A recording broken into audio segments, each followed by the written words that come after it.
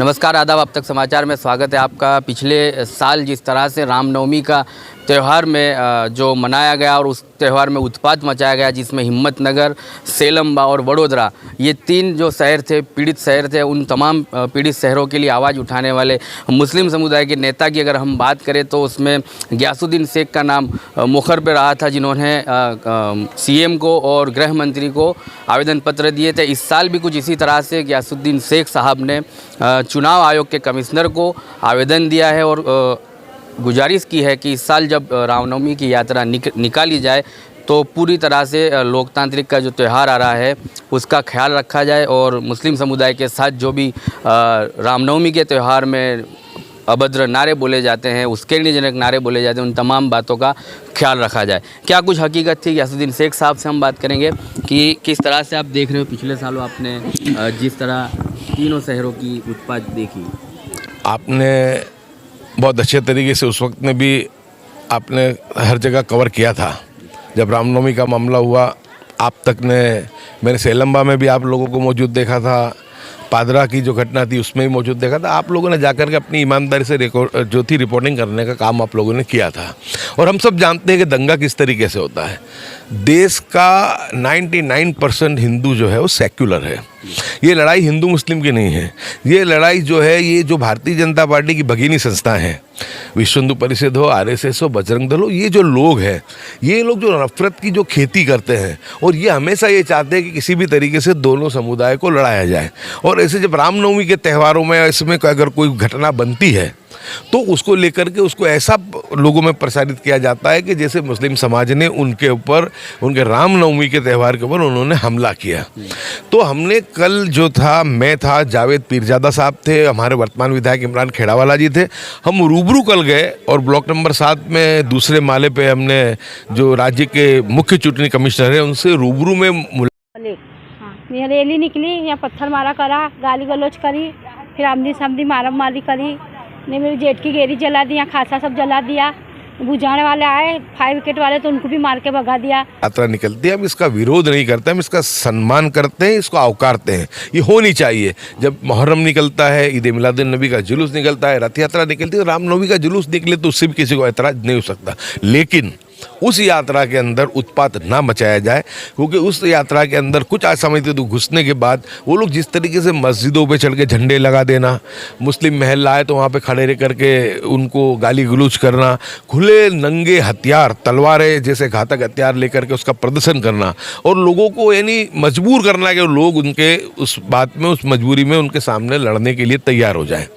और इस वजह से हमने उनको कहा कि ये सब चीज़ों के ऊपर, ये सब प्रशासन की हाजिरी में होता है। पुलिस तो उसमें बंदोबस्त में होती है, लेकिन पुलिस मुख प्रेक्षक बन करके, बिल्कुल बहरी बूंगी होकर के वो देखती रहती है, लेकिन दंगाइयों को रोकने का काम नहीं करती है। तो हमने कहा कि ऐसे पुलिस अधिकारी जो है कि जिनकी हाजिरी में ये मामले बन रहे, तो ऐसे पुलिस अधिकारियों पर भी कार्रवाई होनी चाहिए, उनके सामने भी पुलिस केस दर्ज करने चाहिए, तभी ये दंगे जो है आगे चल करके रुकेंगे। और हमने उसमें भी कहा कि पुलिस प्रशासन खुद भी जब ऐसी यात्रा हो उसके पहले एक शांति समिति की मीटिंग बुलाए और लोगों से बुला करके कहे,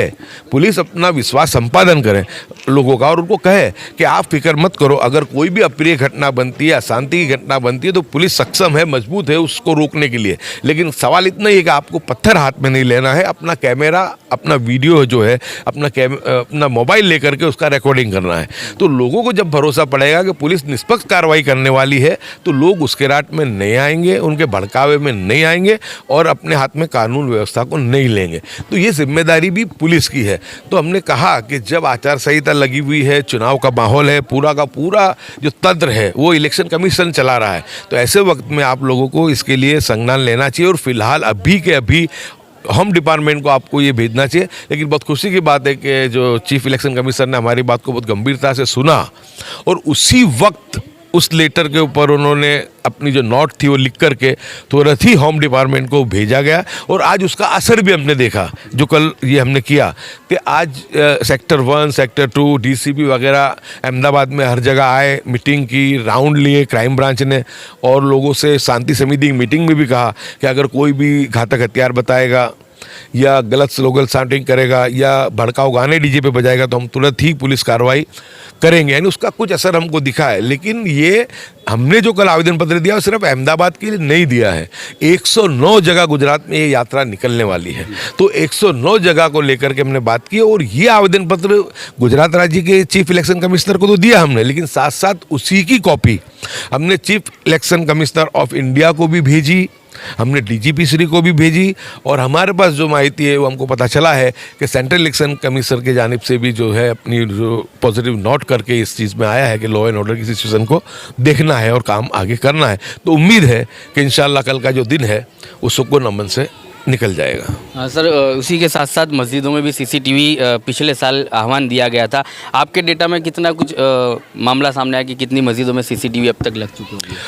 बहुत कम जगह लगे हैं। इस बातों की गंभीरता को लोग लेते नहीं हैं। बहुत सब एनजीओ, बहुत सब सामाजिक संस्थाएं, हमारी मजहबी संस्थाएं बार बार इन बातों को कहती है, लेकिन इन बातों को जिस गंभीरता से लेना चाहिए, बहुत दुख के साथ कहना पड़ता है कि समाज उस गंभीरता से उन बातों को नहीं लेता है। हम अक्सर कहता हूँ, आज से नहीं पहले से कहता हूँ कि पत्थर हाथ में मत लो, कानून हाथ में मत लो, मोबाइल हाथ में लो, रिकॉर्डिंग करो। कैमरा है, अगर वीडियोग्राफी कर सकते हो, कैमरा है तो वीडियोग्राफी करो। सीसीटीवी कैमरे तो हमको अब मस्जिद और मदरसों के पास लगाना बहुत ही ज़रूरी हो गया है, क्योंकि हमारी तो सिचुएशन ऐसी हो गई है कि बगैर किसी कसूर के हम सजा भुगत रहे हैं। कहीं पर भी हमको कोई इंटरेस्ट नहीं है, कहीं जगह पर भी हम लोग ये नहीं चाहते हैं कि कहीं पे परेशानी या दंगा, लेकिन सामने से ये सिचुएशन को, ये जो भारतीय जनता पार्टी की जो भगिनी संस्थाएं हैं ये ऐसी पैदा करती हैं कि जिससे दंगा और इनकी जो वोटों की खेती है वो होती रहे। तो फिर से मैं आपके माध्यम से यही कहूँगा कि हम लोग कानून और कायदे को हाथ में न लें, हमारा कैमरा, हमारा मोबाइल ऑन करके हम लोग सीधा रिकॉर्डिंग करें। अगर 5 मिनट सब्र कर लोगे तो इंशाल्लाह जो दंगाई हैं, जिनका षड्यंत्र है, वो सब खुले पड़ जाएंगे। सर, एक आखिरी सवाल कि ये सरकार अपनी गलतियों को छिपाने के लिए कोई ना कोई मुद्दे सामने रखती है। इस बार जो है क्षत्रिय समाज का आंदोलन बड़े तुलना में जो है जोर पकड़ रहा है, इसको छिपाने के लिए कल के माहौल को बिगाड़ा जाए, ऐसा भी लोगों के अंदर डर है। हाँ, इन डर की आशंका को लेते ही हमने कल इलेक्शन कमिश्नर को ये जो बात हमने कही, लेकिन सरकार और इलेक्शन कमीशन दोनों में मैं मानता हूँ कि थोड़ा बहुत कुछ फ़र्क है, क्योंकि इलेक्शन कमीशन जो है वो अपने तरीके से ही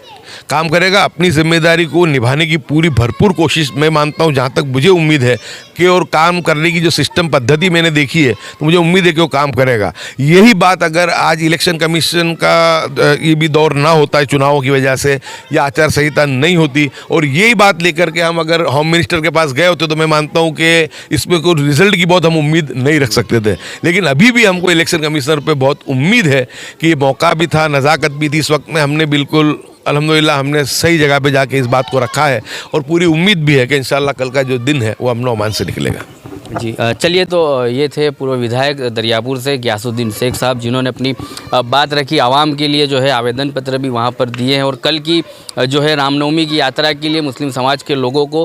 एक अच्छा मैसेज दिया है कि बड़ी निडरता के साथ आप पत्थर ना उठाएं, लेकिन मोबाइल के साथ आप फेसबुक लाइव कीजिएगा। मस्जिदों के सीसीटीवी अब तक जो नहीं भी लगे हैं, तो फिर से गयासुद्दीन शेख साहब और हमारी चैनल के माध्यम से आह्वान करते हैं उन तमाम सामाजिक कार्यकर्ताओं से और तमाम मस्जिद के आगे वालों से कि अपनी जो रोड की तरफ जो मस्जिद है जहाँ से यात्राएं निकलती हैं वहाँ पर सीसीटीवी को ज़रूर लगाएं। और आने वाले दिनों में अब ये देखा जाएगा कि मुस्लिम समाज के जो लोग हैं किस तरह से जुड़ते हैं, इन तमाम बातों का अमल करते हैं और अपने अंदाज से हर बार बेबाकी के साथ जब गयासुद्दीन शेख साहब निकलते हैं तो आने वाले दिनों में आवाम को होना चाहिए कि गयासुद्दीन शेख साहब के साथ जुड़कर और तमाम लोग एक मुहिम चलाएँ और इस मुहिम को कामयाब बनाएं और ऐसे दंगा पीड़ित लोगों से बचा जाए।